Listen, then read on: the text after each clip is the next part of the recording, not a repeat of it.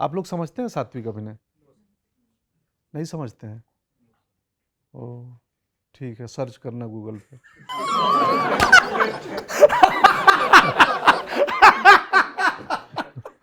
जब हम कुछ सोचते हैं कि कुछ बनना है, तब सबसे पहले क्या बनने का सोचा था? मैं हाँ।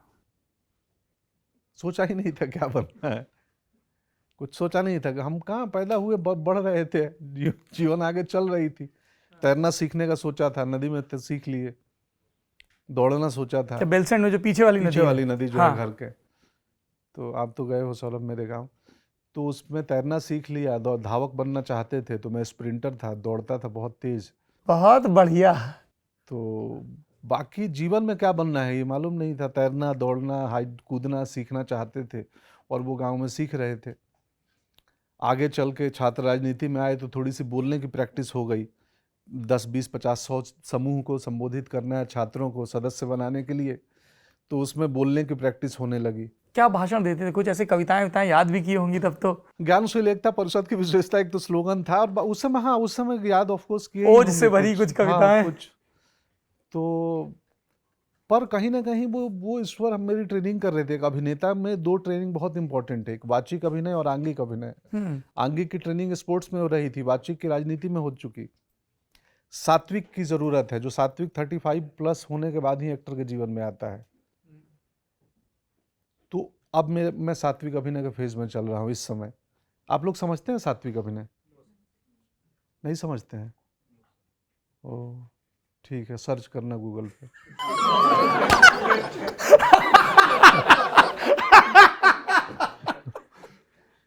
थोड़ा तो बता दीजिए। सात्विक अभिनय, मैं अपनी परिभाषा बता रहा हूँ, नाट्यशास्त्र की नहीं, वो भी है सिमिलर ही।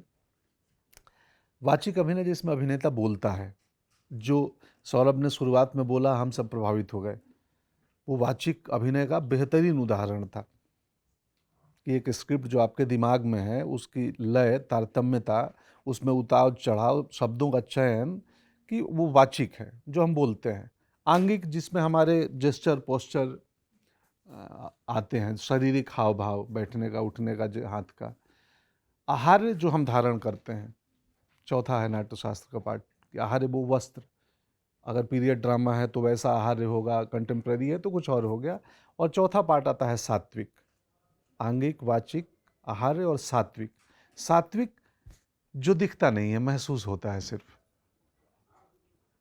मुझे सौरभ की बातों से जो मेरे अंदर जो भावना पड़ रही थी, वो सात्विकता का प्रभाव था। मैं महसूस कर रहा था उन शब्दों को। आप कई बार किसी एक्टर को देखते हैं और बहुत अच्छा लगता है, लेकिन आप कारण नहीं बता पाएंगे क्या अच्छा लगा।